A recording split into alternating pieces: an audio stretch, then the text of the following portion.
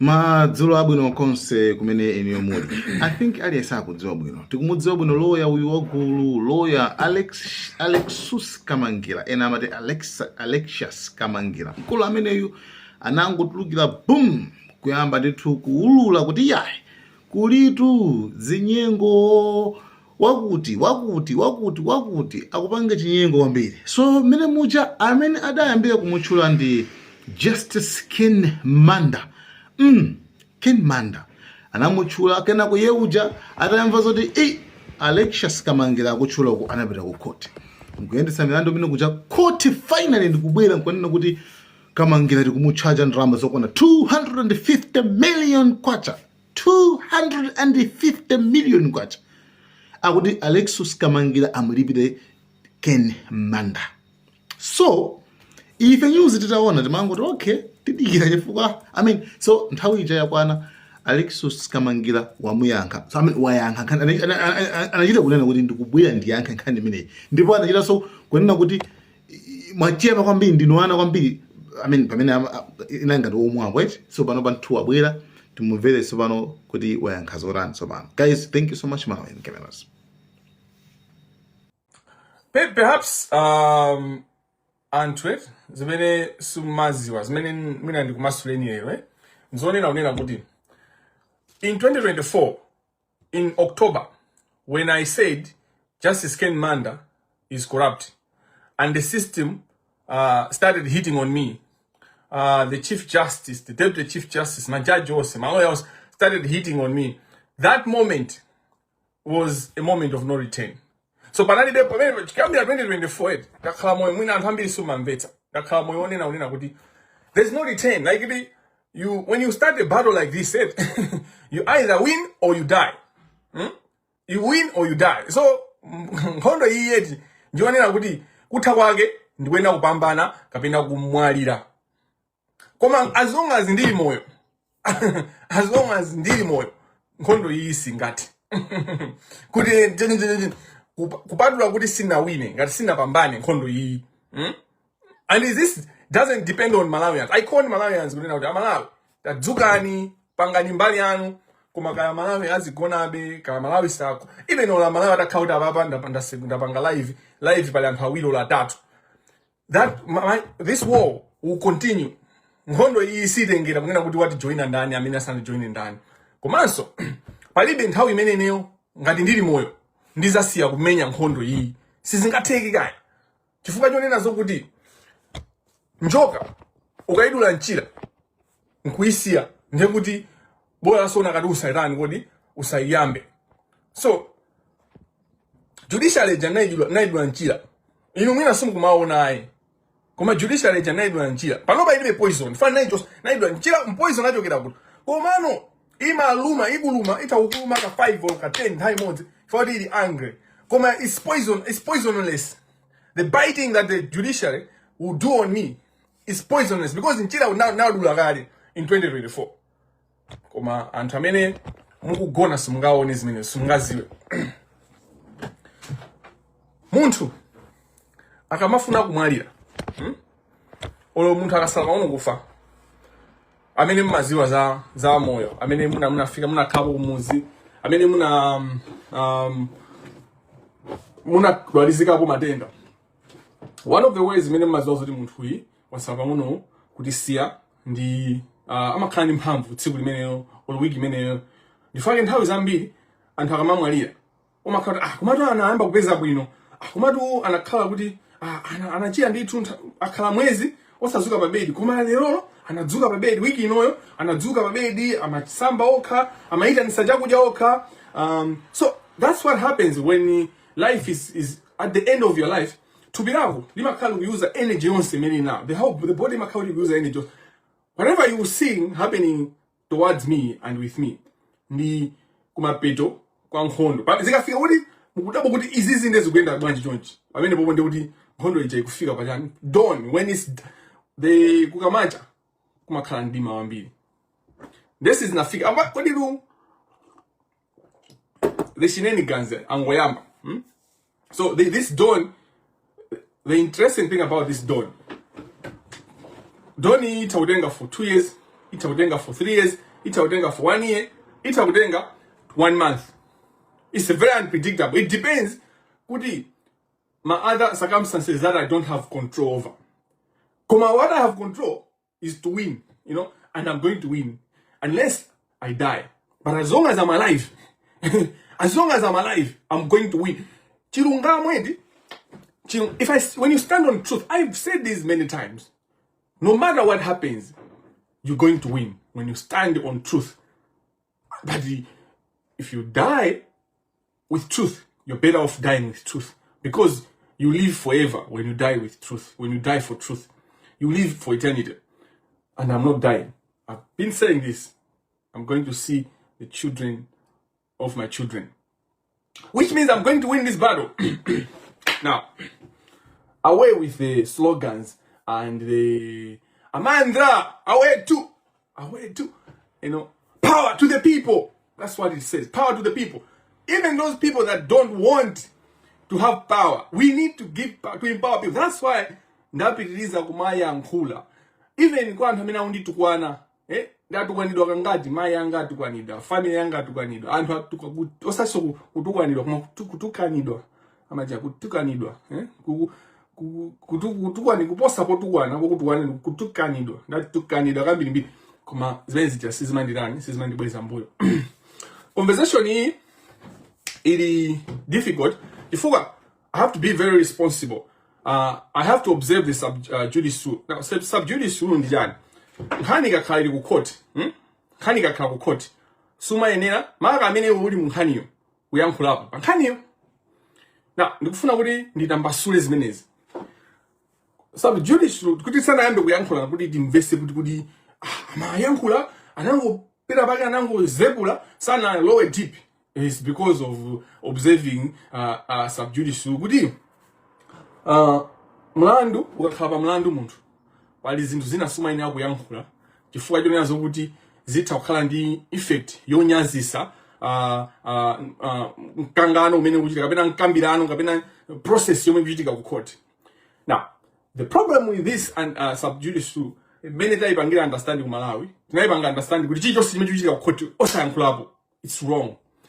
You, within the right to freedom of expression, you can discuss things zomwe zikuchitika ku court. Koma zimene zikuchitika ku court zomwe ungaziyankhule ndiyani ukakhala kuti uli mlandu, if you are a party or a concerned party or somebody who the decision of the court will affect you.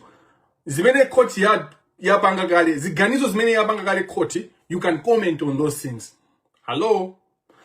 Sub-judice law, kamena lamulo ili lonena kuti munthu sikuyenera kukambapo za ku court. Zimakhuza zinthu zimene court sinapangepo chiganizo. Koma china chilichonse chimene court lapanga chiganizo, even though you are a party, ngakhala utakhala kuti wewe uli mumlandumo, olo chiganizocho chizakukhuza, it affects you. Mumayenera kuzikambirana zimene zozo. You have a right to discuss it. So freedom of expression allows you to do that. But then that freedom of expression is limited. It's not unlimited right. Ufulu oyankhulapo pa zinthu sukuti uli absolute. Umakhala ndi nthawi imene umatha kupangidwa limit kuti nthawi iyi nthawi zimene ntayankhula papa sindiyankhula pa zimene court lidapange decide kusogoloko zokhuza application imene tapange zinoita pange fail. If ndikapanga focus on that, ndikhala kuti ndikuphwanya lamulo la sub-judice rule. So I want us as a Malawi tizipanga unpack zinthu chifukwa timango phwanyirira zinthu za ku court wosayankhirapo. Even anthu kuti sizikukhuza akuti zinthu zimene zili ku court musayankhirepo. That's wrong, that's misleading. And even ngakhale uli mu court, zinthu zonena kuti mu court muja pachitika decision, court lapanga kale chiganizo pa nkhani ina yake, iweyo amene uli mu nkhaniyo olo ena aliyense atha kuyikapo ndemanga, kuyikapo lilime, kuyankhulapo pa zimene zozo, freedom of expression. This is in relation to formal law versus substantive law, that is formal justice against substantive justice.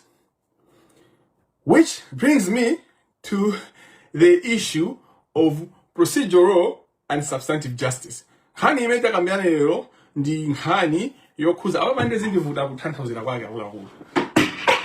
ndimanena mobweleza bweleza kunena kuti every time ndikamapanga live this thing falls. I don't know why.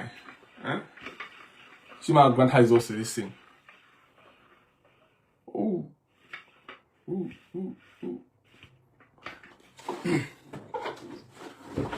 Procedural justice versus substantive justice. Ndiambe ndikaiwala mundikumbusa za procedural justice ndi substantive justice. Komano nimafuna ukamba kuti chachitika ndi chani. Fana hambiri ayankhula kwambiri ayankhula tokota. Hey, umango yankhula. Hey, please call me. Hey, please sue me. Not please call me. Please sue me. Hey, wait, nakuza ife yesu ngawine before the judges.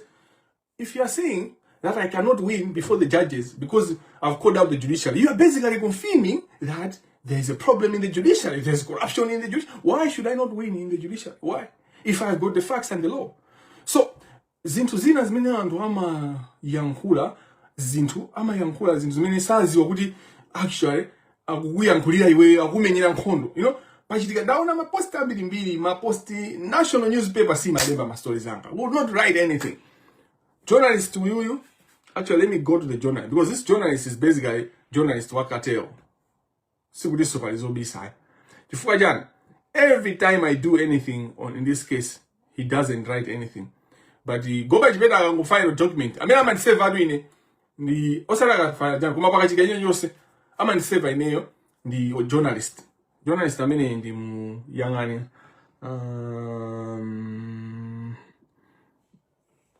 journalist I mean anyway, one nation ningo there some choices. It's not important.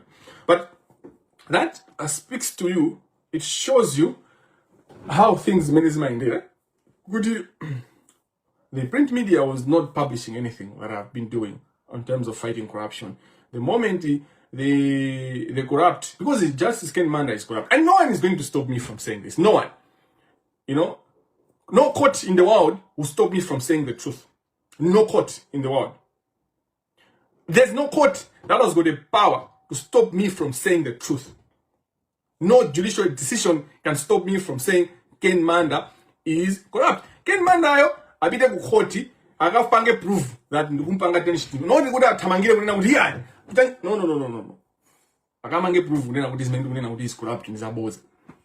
I think that Ken Manda should have been in. So you see, every action that the other side is taking proves to the allegations that I'm making, and I'm using the word allegation in the loose sense, for lack of a better word. Zonse zimene ndayankhula zokuza Ken Manda muyangane mene tayendera kutoka 2024 maskanda amene aphulika maumboni amene atulusidwa majaja ndi ma actions are. Remember, the key issue here is procedural justice versus substantive justice. And that's what what am I discussing this live? I'm discussing the order of the court to strike out the defense of Alexious Kamangila. That's what I'm discussing. I'm not discussing the actions that I'm going to take. Because if I discuss the actions that I'm going to take, then I might be in breach of the sub judice rule. I might be in breach. That's a thin line. I might because I've been banga maneuver, right? Ndikuzia mklazi mtuzicha usapeza wadi ndapanyalamola subjudice rule. Zodi ma action amitu kuteng. Koma, I don't want to walk the slippery route because we'll get there. I'm not in a rush. We'll get there when the court have received the documentation. Those will be shared, and the court you have them. Don't be in a rush. Take your time. We are here. We are here. No pressure. Take your time. Tamangira jan. Puma duambi. Hey, what are you going to do? Hey, blah blah blah. You will see.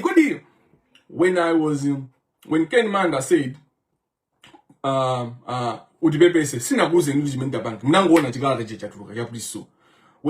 they actually sold 250 million, do you know, you should go back. Muzika and Osama Iwala minimum jogia. And when I am Kujana, I don't know 250 million. And I am Zambi. Oh, it's not about defensive. Defensive. The moment I found a defense, they were quiet until when DVB came into power. ina gangada nani misantima judge. By the way, the judge filed his claim. Ndidabanga application, ndidabanga interview ndi Gabriel Kamlomo wa Zodiac. So they were trying to prevent the Zodiac from airing, from Kubanga air that interview. You should go back to the interview. Alexious Kamangila, Gabriel Kamlomo, Zodiac, exclusive. 2024 in October. I think it should be on 3rd or 2nd October that I did that interview. And that was where we all Alexious Kamangila. Oh my God. You know,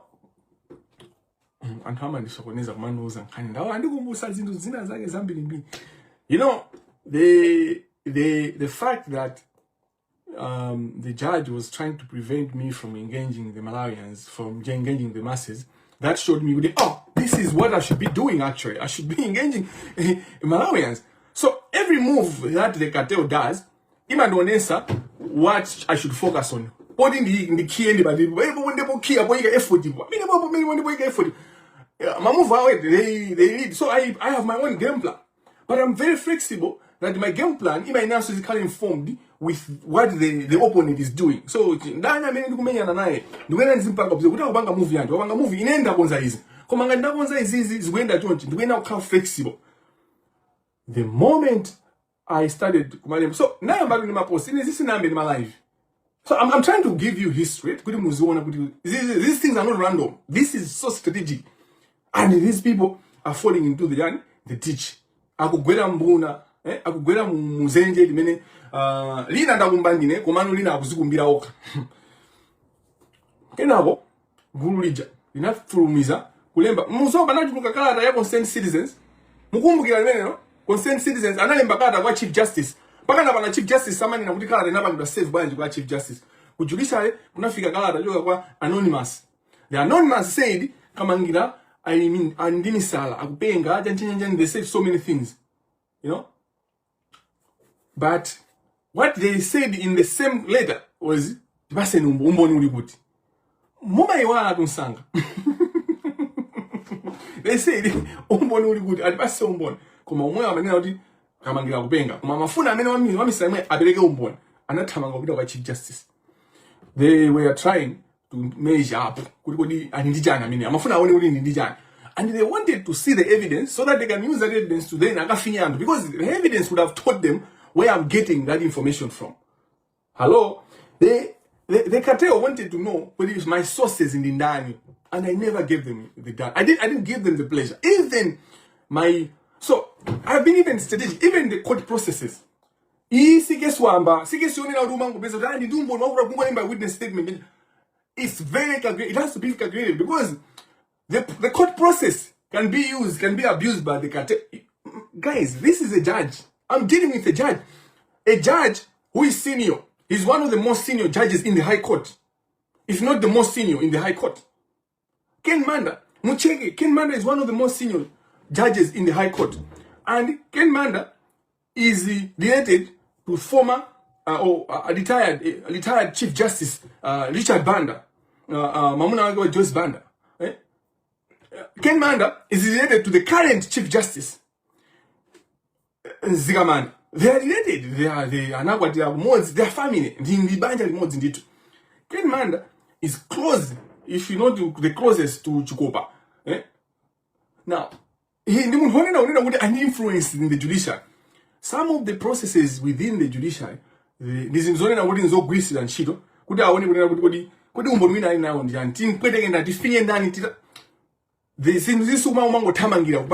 So I needed them to be so ndika kaurinda yankulachi chose sumnamve mumveji ma order amena anaberekedwa at scheduling conference for 5 March 2026. The claimant did not follow them. The claimant did not follow. So this order is shocking to me because the claimant did not follow my instructions. So in order nina wa live siku mene timapanga 5th March I was live, and nina panga live with no Simone's mina ada nena. and pamene ndikupita ku Khothi ndikapanga files zinthu zanga zimene sindizifotokoza chifukwa cha substitute kapena kuti lamulo imene ndikuteteza process imene isanachitike. Ken Manda ndokwatira ini zinezo ndibe nazo ntchito kafufuzani. I'm not here to discuss his private life. I'm here to discuss his public life.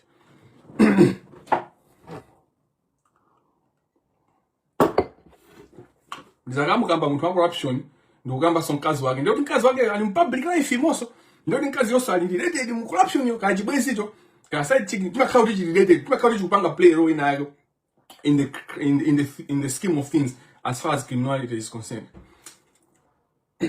Ma directions amene court inapereka pa 5 March, the claimant did not follow them. The same claimant has rushed to court to say kunena kuti Kamangila has not followed your instructions, then we should strike off defense. Whatever has happened here is bizarre, to say the least. It's bizarre. Chifuga ineyo sina sevedwe. So imene kuchitika baba kundiseva email, kundiseva through email, because I'm an save through email. Musa, these things did not just start.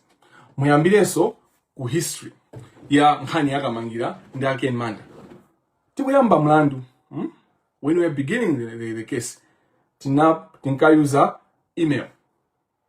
Tinka sevana through email. Tinka sevana through email until I appointed Gift Dick Chimoa to be my lawyer. Ndita musanka Chimoa kukhala lawyer wanga. The address of service became Chimoa. So ankaka seva kwa lawyer ku building ku house mene ku office kwa lawyer wanga. Mpakana pamene lawyer wanga anafinyidwa kumulanda nyanjana na opchezera zambi mbili. Ilo zimene munaona mpakana analemba actually pa court. Zitu zi on record. And the judge is aware of this. The judge should be aware of this. The judge should take judicial notice of whatever is transpired. The moment this occurred, when this happened, we needed to protect lawyer and his family. Lawyer would asiyankanija. Lawyer anasiyankanija. Analemba pa court panalembera kuti ndikusiyankanija chifukwa kuti zimene zilipo. Apolisi paka na pano sakunena kuti kodi nkhani meja lipati. In any event, the persecution that I face is undocumented. It's so documented such that when court makes a decision like that it has done, it's very, very, very, very shocking. We know kuti katangale judicial. Komano pamakhala katangale wina onena kuti ngakhale a court lodi kapena judicial yomwe sipanga mind it's insensitive to its actions. Imayenera kuti kuona kuti izi zokha sitingapange. The way things have been happening in my case, the court should never strike out a defense. The prosecution, and I'm dealing with a judge. Is it? The class law, I have been nakatawanga ma 12 o'clock. Komano, I am so passionate about this issue because it's personal, but also it's so obvious, it's so clear. And the ignorance that people show on social media and all that, and these are not uneducated. These are people that have gone to school. These are people that have gone to the law school. But they show a lot of ignorance. Of course, some of them it's a hired cartel. They are hired by the cartel. But this is unbelievable. Whatever is happening in this case is unbelievable. But the good thing is it's all documented. There's documentation of weirdness. I'll get into the thing because Banova, some points I'll be discussing at large, and it's still relevant. You don't have always to be very specific. But in Makamba, issue address of service. Malo, zimakata za Khothi ambali na amaina okapereka. Zinali kuyambirira email. Then naza sintha ku email na indi lawyer. Ita sintha lawyer kuti lawyer uja wathawa. Chifukwa yoda kupulumutsa moyo wake. No one can blame him. Father kupulumutsa moyo wana ndi family yake. No one can blame a lawyer for doing that. What happens? Amanda anamba kundiseva through email ya Alexious Kamangila. So anandiseva pre-scheduling conference. chimene chinatipangisa kuti tikumane pa 5 March paja. Now,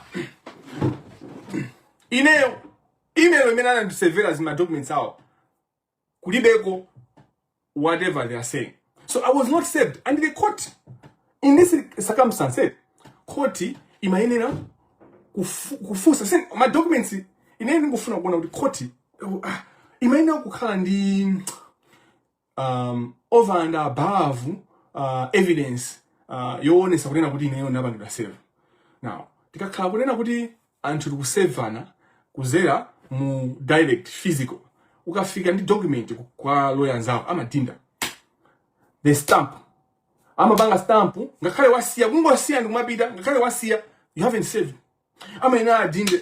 Now when it comes to subsidiary service, it is the basic that the other side should kanimana tumizira mtu email akwena yankhe email as a proof to, so this is in the context where there's now a dispute kuti whether there's a service or not, kuti muntu yodi walandira chinthu choka pena sande akwena muntu yokuvomereza there is a lot of evidence of me coming kuti anthu wadu they are playing a losing battle and the more they are doing their actions they are exposing themselves. Khothi lilibe umboni onesa kunena kunena kuti ine nasefika palibe azizi ndikuchanya especially kuti muntu yonkhani mu ndineyo ndipo osevidwa ndineyo. I don't know if you saw my pain when I was explaining. There was a time that I did a live. My photo was on kuti ambali ina yosana ni sevebe and all that, and you chimene ni madanda ola mwina ina suma mbesa kuti iwe ukusumilidwa fanya nukudanda ola kuti ambali na sawa kubanga mbali yao chimene scheduling conference inapanga mwina maloya na mata asenza ndio unakanga kupita ku court kukapanga siki kuti kanija ite uwine. My purpose of this case is not to win backdoor. It's not to win Somali. And I have been saying this. The reason is antu aja akwena abwele Khothi azabelekele umboni, because that's how you are going to establish the truth. I want us to deal with the issue. Kodi Kamangila iweyo umane na Amanda kunena kuti ndakuba ndimbava ndakatangale ndisizina ntole umboni wako ulibani nkhani yake ndimene yoyoto. So ine ndipeleke umboni wake ndu ndipo ndani na yini I'm just trying to say that. Basi tu ngengati ajaji akaona zimene taninezo apange no chisankho yanganizi zoonena kunena kuti kesi yitira masamba ngati chonchi siziteka chifukwa the law requires kuti zinthu zimvetsedwe, especially my cases at defamation. Defamation is even higher standard. The law clearly indicates issue ya defamation. But beyond that, even my cases onena kuti amalola. So this is what I was sharing. Zulu mina ina sama mvesa maloya ongoelenga nzaba mwamba pali maloya ina kama ngoelenga nzaba mwamba iwe unena za order 14 hey summary judgment hey but this application is not summary judgment. Hey no, the point of summary judgment kugawa la muno summary judgment ndi chifukwa nena zoti imanena specifically zomwe zikuyenera kuchitika in summary judgment. So the point is kuti summary judgment, even in summary judgment, defamation orders are not part of summary judgment, and but even in summary judgment the parties are heard. So even in where summary judgment bawa kaudi wamba yako amvedwa nditu and who amvedwa defamation amagana business zuzu ndike see your defamation you don't even hear the other side, then you do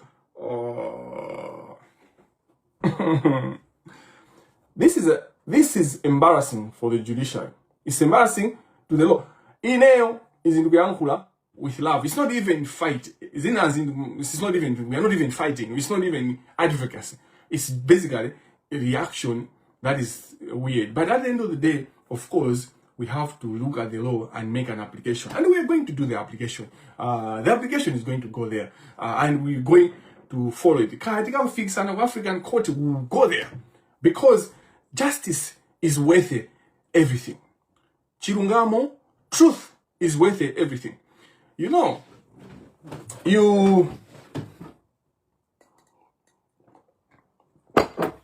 let me take you back. Nudengeni kuti nkhani kwenda banji. Tachoka ku pa ndikusumira ukasiya ku ndinena. Tafika pa chonde sumani. Then asuma ndayika defense kenako lawyer wanga wabwera lawyer wanga ujada opchizidwa. Do you know what I did? I asked Malawi Law Society to represent me, and I gave reasons why Malawi Law Society went out in me. Then after Malawi Law Society in 2025, they never responded to me. It was only in 2026 when Amanda mbali yao imabwera kuti no ifuna no gesi cha ibwere no ba court course ja andika bwera bakoti a week or 2 weeks ndo amene Malawi Law Society amazanga kasinga mwimira anantu anayimbaga achipongwe. And other lawyers also told the president, why would you write this letter? If we don't care whether Mungu kaniza muntu mwimira, kuma many mwani mbila kata, mwani mbanga tuti mutesa chibwezi. How do you write an institution? Mwani mbanga, and in there it was not only minana mbila kata, Amalayo Society, anjovu. Kuma, even the zimena makamba. Look, Amalayo Society, amakamba kulena kuti, siringa kuimini, ife chufua kuyamba na kwa inunda amanda ndikwape osono. Are you serious? Are you serious? My conversation kusuit ya ineo inachokera poni na kuti nani na Amanda kuti apanga corruption mukesi ya Salima Sugar Company. That's not my company. That's not personal. I'm not the one who was losing money. The corruption there wasn't affecting me personally. And then I'm dealing with a public office, a judge. Oh, like how ignorant should you be? How dull should you be for Malawi Law Society to lie that? So when you read the Mukawerenge so Jane, ngati mukufuna ndikudumizira. Malawi Society, but that Malawi imapeleka mpata kwa kate kuti 10 is alone. But why was I seeking Malawi Law Society to represent me? It was for 3 things. It was to ensure kunena kuti no lawyer is personally attacked. So I needed no funika lawyer nditu. Ndinona kuti andimi ngakhale malamulo ndikwaziwa, olotakhala kukwaziwa bwanji, olotakhala senior counsel, umafunika kukhala ndi munthu wokuyimirira pa nkhani yako chifukwa nkhani yako imakhala nkhani yako basi zili ngati maliro ako anu sungakhale dolo zitavuta zitatani hello maliro ako anu sumakhala dolo munthu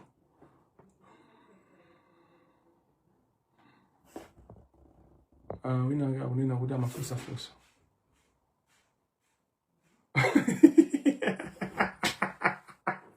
hey Lonjezo, let's have a conversation on that later after the live. I think you might have asked a very interesting question, but I'm happy that I've answered you without even knowing that you had asked a question. But I do my whole banga bobo. Bragi masuwa no kaona message yote wina wona udi ni mnyamada kamina ni muntu hamai. Ndio maana kuona I think ni muntu hamai. As I bored my hope.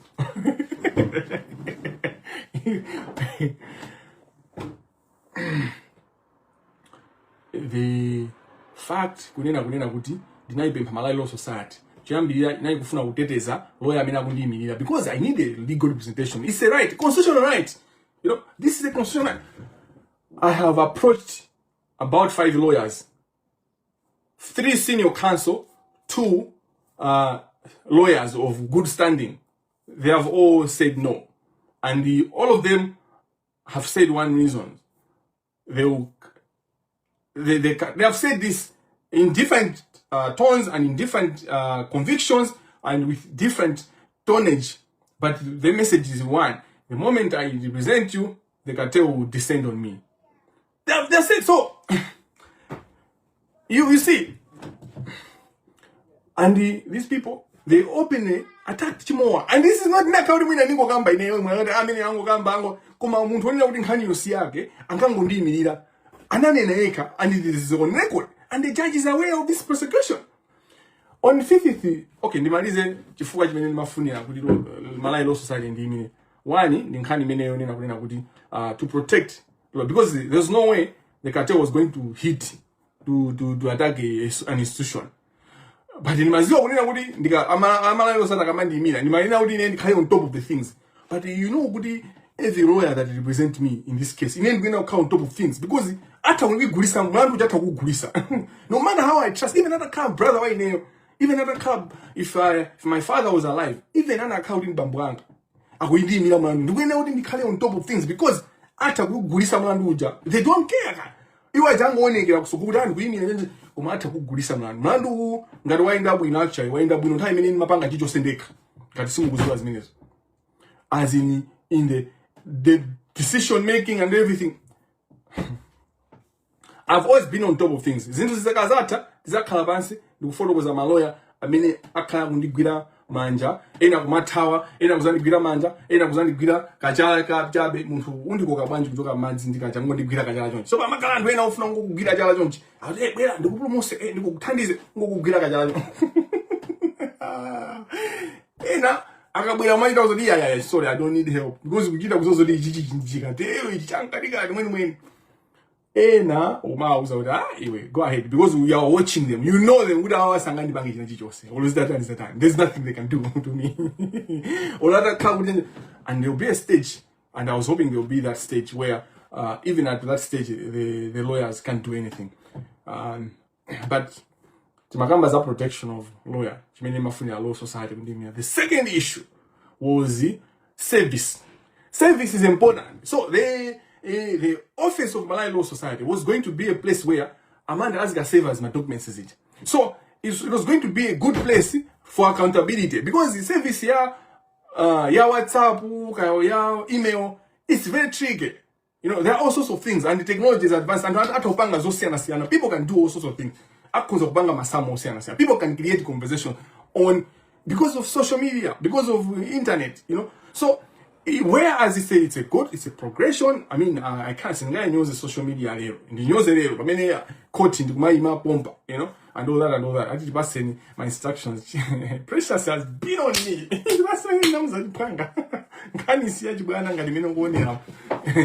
So Precious is my student. I taught him.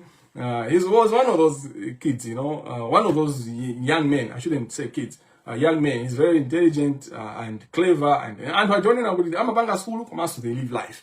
You know, those people understand life in a different way. I saw his other side more when we went to the US together. You know, the clinic, the environmental justice clinic, we went, I think 12 students to the University of Maryland, Baltimore, in the US, and that's where we had a 2 weeks to the mods, you are able to see some things you can't see in a classroom and all that.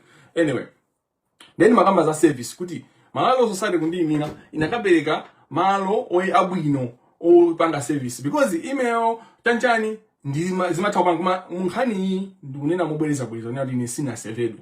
I wasn't saved.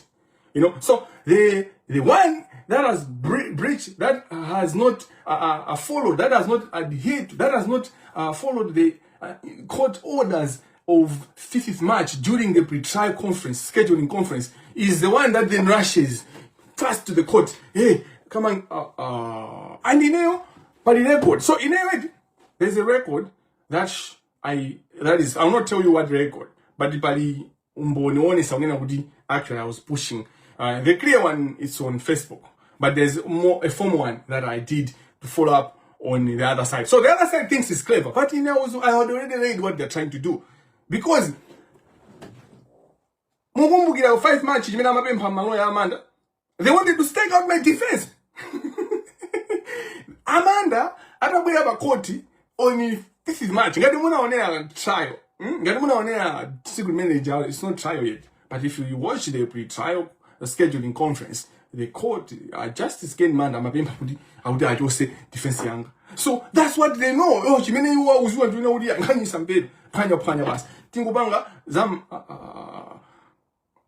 the court is aware of that behavior. And how then does it correlate this application? You know, it is bewildering. You know, listen to Zodi Panobas is not Kazgigi with Khothi at what basis? But Sininga Temao, if I just in this will. Ndikubanga be sage 2 ndikupita be Khothi Romwe. So Khothi Romwe Sininga Temao. Komano ndigwenya kulifusa fuso. Ndipo I'm allowed to ask questions to a court on a decision that it has already made. Hello? But decision imene Khothi labanga kali nimaziwa kali kuti I'm your vote. I know that without doubt. I know I'm your vote. But decision yomwe Khothi labanga chiganizo chimene Khothi labanga kali ndilole malamulo akundilola kupangapo comment kuyankhulapo paizi. Ndimakamba zinthu zitatu zimene ndimafuna Malawi Law Society kuti indiyimirire. Ndakamba za protection of the lawyer. Chachiwiri ndakamba za service. It was going to provide a secure house within which the other side was going to save, you know, proper. Subanza kazo de, yeah, inatumizira message. Yeah, inatumizira jani. Yeah, inatumizira mail. Inatumizira post office. Sibakazo zibenezozo. So that's why I wanted that. And I've done that. Like, there's a record of because I'm defender. In this case, sundi no danda ulidwa. Sindi wimi ngati lawyer. Ine ndibe lawyer. Chifukwa lawyer wanga anabala musiba ndisigawenga. Anatawa zigawenga. Zikufuna kumukia, zikufuna kukia family yake. For a long time they were trying to attack him. Or just to scare him. Because at that time, zigawenga. That time anakawa DPP. Gift Chimoa anakawa DPP. Anakata kupedwa. But Chimoa was MCP, but also he is a former minister. So there is all okay. Chimoa was not random, by the way. Of all the lawyers in Malawi, why Chimoa was selected? It was strategic. One, the classmate Wanga. He was the president of my classroom, my class, the law class of 2015, the ones that we graduated in 2016. So I've been with this person for 4 years. In a classroom, 4 years. So I knew what kind of integrity I can with you. And he knows my heart. So he knows when I say, I'm going to do this, he knows I'm going to do it. And when I say, this is what it is, he can trust my word. That's why Jimoa, analimba ntima kutandimia. Tajuwi imeni Jimoa analimbira ntima kutandimia. Was he hates corruption, at least from what I know. And the third thing was that he's a former soldier. He's an ex-military. So we knew the kind of case we are dealing with. So we needed to see Sanka Mutongo Ziwa Malamu. Kumaswa kaya oziwa style. Oziwa uziteleza. Oziwa udada na ndindani. I mean, I just wonder when Gift Chimoa was going to Lilongwe, you know, mtawi zote zimena kwa Lilongwe ndi mina. Timakala ndi timu ya asirigala umuyanganira Gift. You know, this is not a joke. When people look at this issue and mango gamba janjani, blah blah blah blah. I just look because this is a struggle, you know, in the struggle. And when you continue, mango gamba za paralabas, mango gamba zo bebera, like you're so stupid, and this is why God talks about foolishness, because I think it was important for God to talk about foolishness, because in this world we have people that are foolish and they swim in their foolishness and they swallow, they celebrate their foolishness. And they will continue to enjoy their foolishness. And no matter what you do,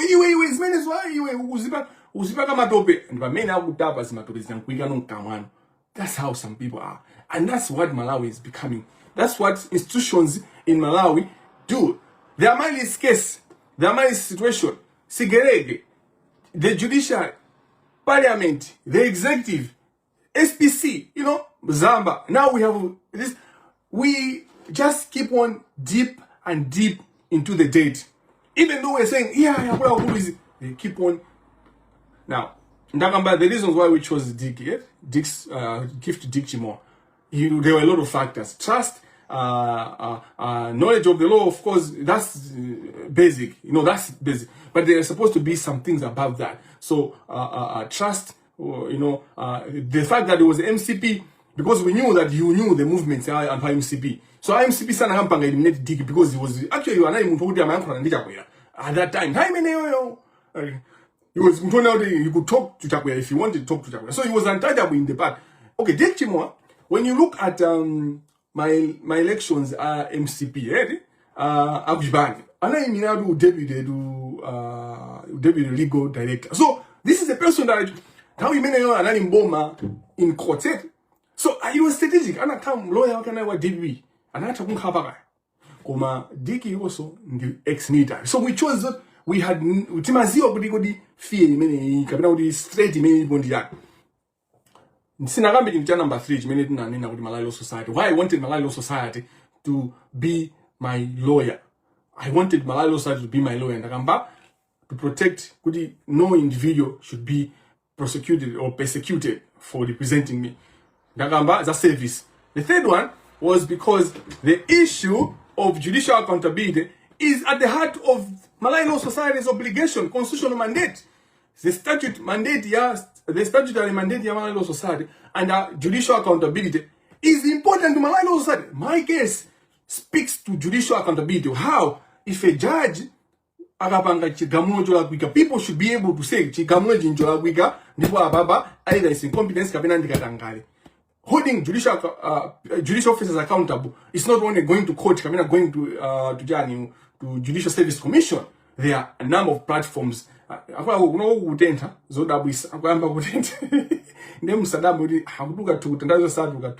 It's so hot. Let me just show you how hot it is. It's crazy, man. So so we're not used to this, so you know.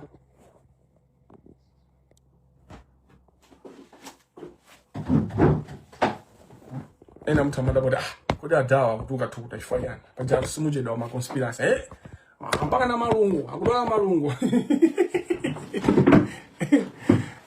Now the third thing why I asked Malay Law Society to be my lawyer was because this issue is at the heart of Malay Law Society.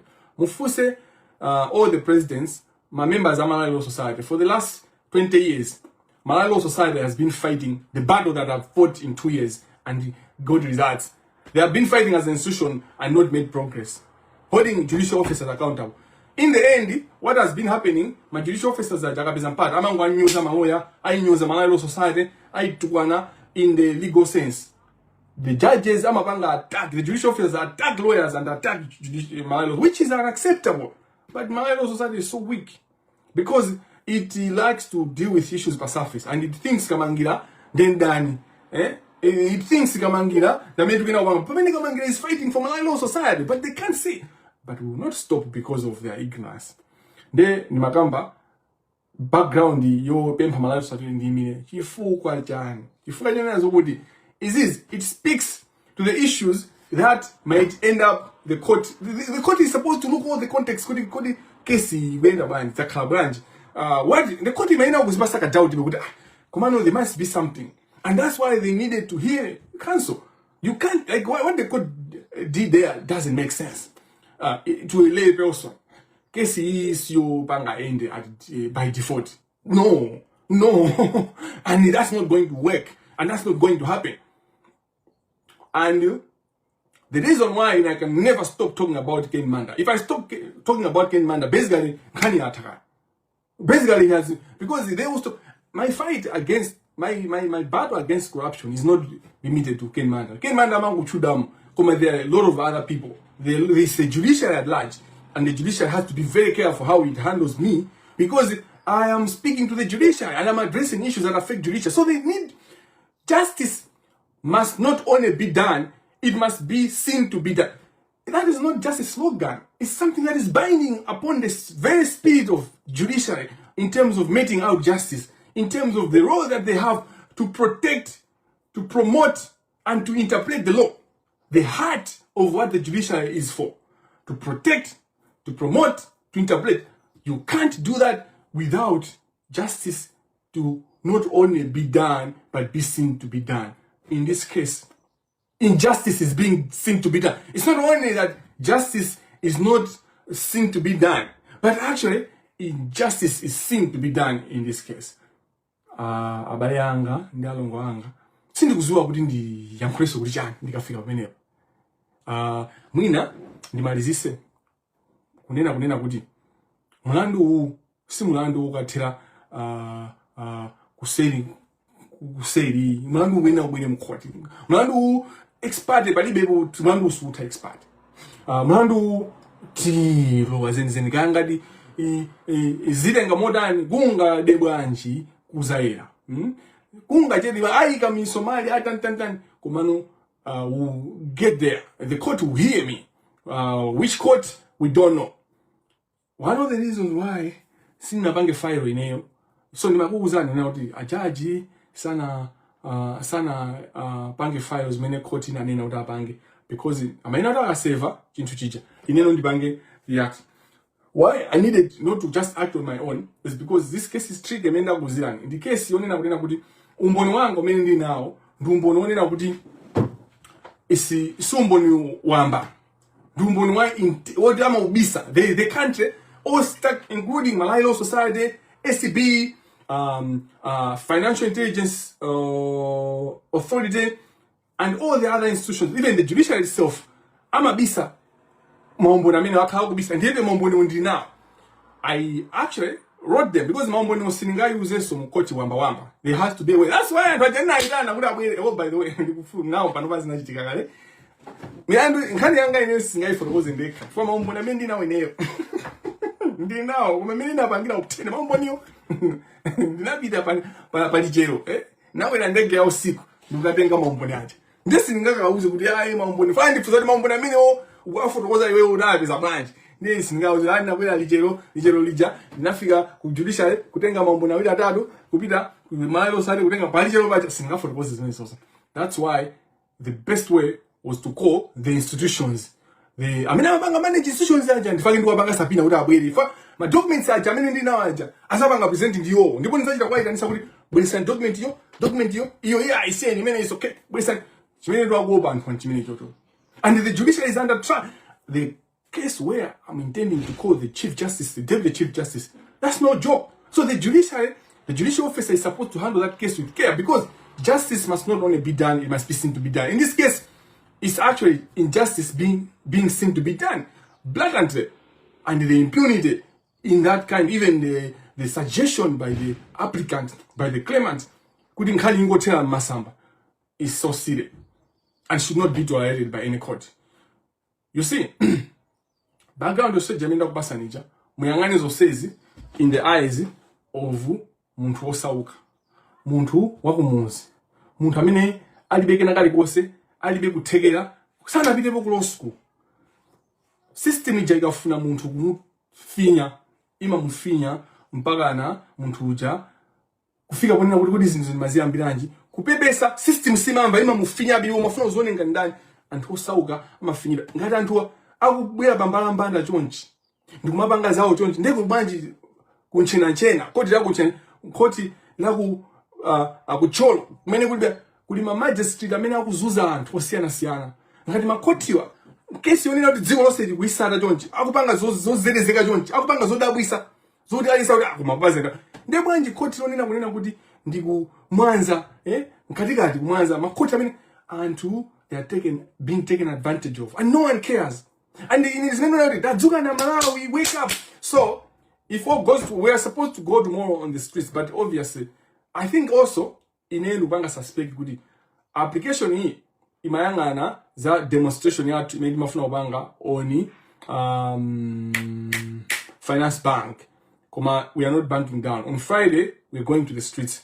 Mawa muona maposter and my leaders they are already organizing on the ground. We are just looking at logistics and finalize. We need to finalize to think about kuti kutekera kwathu mkotani in terms of the 4 registries that are critical, or should we do 1 registry? Pamene pali kukokana ndimene tikusinthira kuti atenti sintheni and inesina na even nthawi yoti tikambirane ndi timu yonse because zinthu zikupanga decision tonse limodzi, you know, si decision ya munthu mmodzi. So in my absence pamakhala kuti akulu tenti yangane izi and other and in endwa let's do pamene anthu ena nda tenti tengeni yani titenge nthawi. You need also to respect other people. Even ngakhala kula kuisa sometimes mangwena ulu because ngupanga zinthu pagulu ngakhale sanene suda kula kuisa ngakhale mwina sukugwizana naso koma uma panga bezeka kuti ukweremo.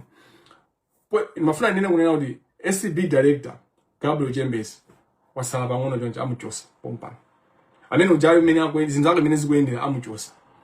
Is it going to be justice? Is it going to be injustice? I don't know. Ndikubwereza Gabriel Jembezi the SCB director achosedwa wangosala mazi amozi. Kodi kuchosedwa kwake kukhala chilungamo sindikuziwa. Kodi kukhala tola kwika sindikuziwaso. Ndikafika hapo ndilekere pompo kati pali mafuso mukuziwa chochita koma amene akumva kupweteka kapena kutopa angotsika bwino asachitopesa ifeyo. Victory is what we are certain of unless we die. But even if I die, the people that come before me are going to get the victory. So victory is certain no matter what, whatever circumstance. Sitinga pezeke kuti tagonja ndika default judgment. Inu default judgment maiziwa bwino. This is modo wa mabesi ujagamani yati modo wa mabesi default judgment definition kuti nditantha kuti default judgment ndijani nchijewa modo wa mabesi. Are the streets of Malawi or where? and all that. Anyway, tisamayiwale kanso popo koma zabwino tu kisa. Zabwino. I don't know ngati pali china chimene mukufuna. Komano ndingo kumalizisani tiyike na madingo wasowa. Wafa asadu?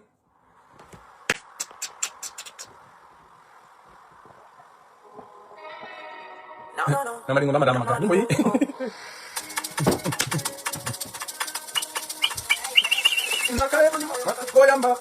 You need the experience whatsoever. Victory belongs to Jesus. Yes, come. Ndakumbukira point iyo nina undi. Ndanyozapo procedure justice up. Sindanyoze procedure justice. Koma ndakamba kwambiri za substantive justice. Koma sindanyoze procedure justice. Procedure justice is justice. It's part of attaining substantive justice, but also you cannot just based on procedural justice and you ignore the substantive justice. You can't. You need to combine these things and all that, and that's why we are saying nkani sizingaende chonchi sizingathera pamene baba. You know.